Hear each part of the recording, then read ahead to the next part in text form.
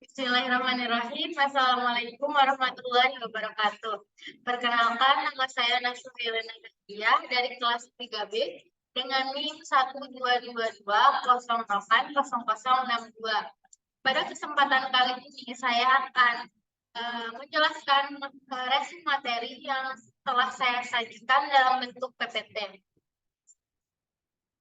Untuk memenuhi tugas mata kuliah filsafat dan sejarah dunia.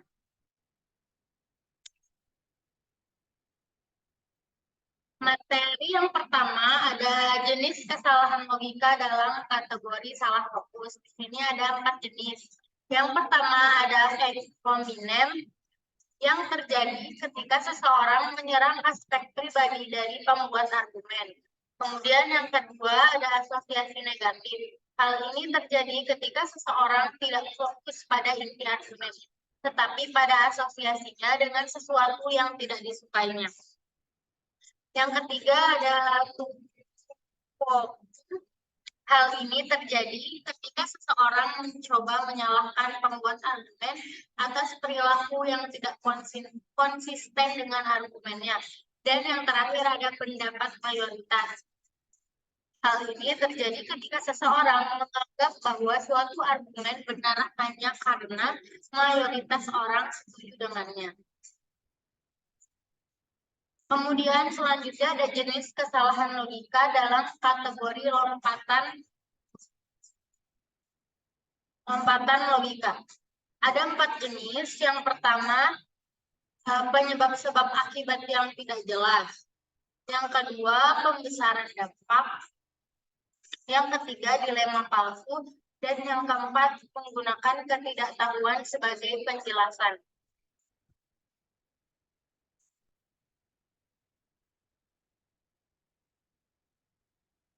Kemudian selanjutnya ada langkah-langkah menjadi lebih kritis dalam mengevaluasi kebenaran sebuah berita. Ada 8 langkah. Yang pertama, memeriksa reaksi emosional. Yang kedua, mengingat sumber berita. Yang ketiga, memperhatikan judul berita. Yang keempat, memeriksa kredibilitas media. Yang kelima, memeriksa waktu penayangan. Kemudian yang keenam memeriksa kutipan, yang ketujuh memeriksa tautan ke sumber lain, dan yang terakhir membandingkan berita di media yang berbeda.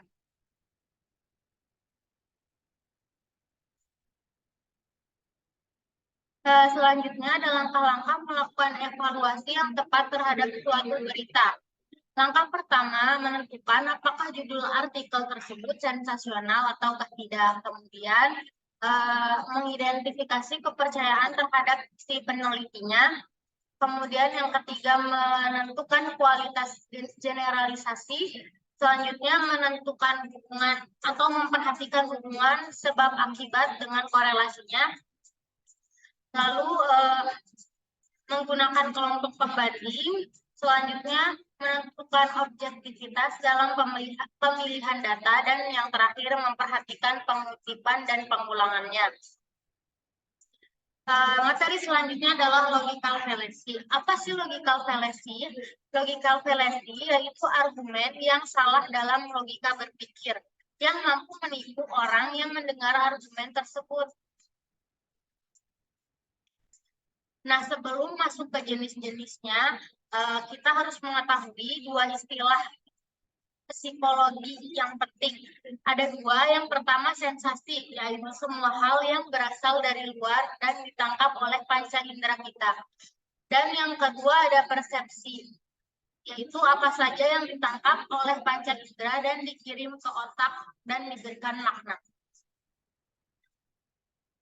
Nah, selanjutnya ada jenis sesat pikir yang sering terjadi. Ada 6 jenis. Yang pertama, hasty generalization. Contohnya, Andi seorang teman saya yang berkulit putih. Dia tidak suka makan nasi. Jadi, semua orang yang berkulit putih pasti tidak suka makan nasi.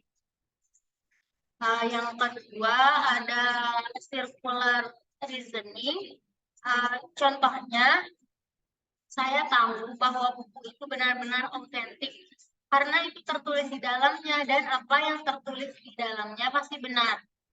Yang ketiga ada slippery slope. Contohnya, jika kita memberikan pekerjaan tambahan kepada karyawan, maka mereka akan terlalu sibuk. Jika mereka terlalu sibuk, maka mereka akan stres dan akhirnya akan mengundurkan diri.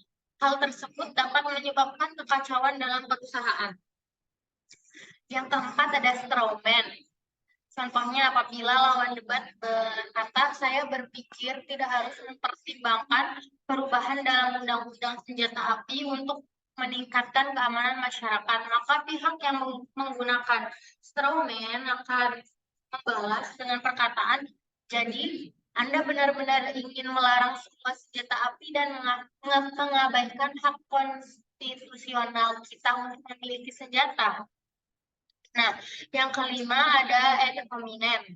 Contohnya, ketika seseorang berbicara tentang perlunya reformasi pendidikan untuk meningkatkan mutu pendidikan di negara mereka, maka pihak yang menggunakan ad hominem akan menanggapi dengan perkataan, tapi dia adalah seorang guru, tentu saja hanya ingin lebih banyak uang dan waktu luang.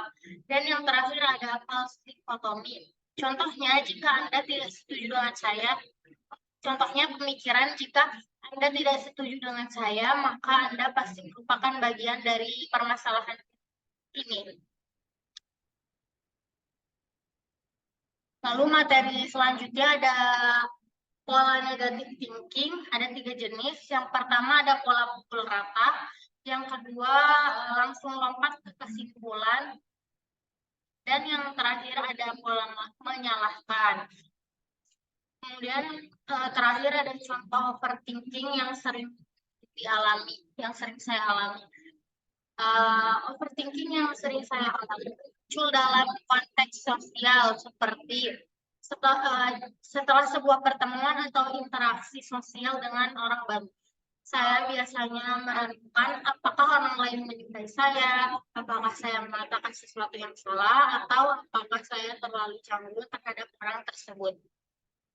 Baik, mungkin cukup sekian yang dapat saya sampaikan. Kurang dan lebihnya mohon maaf. Wabillahi taufiq wal hidayah. Wassalamualaikum warahmatullahi wabarakatuh.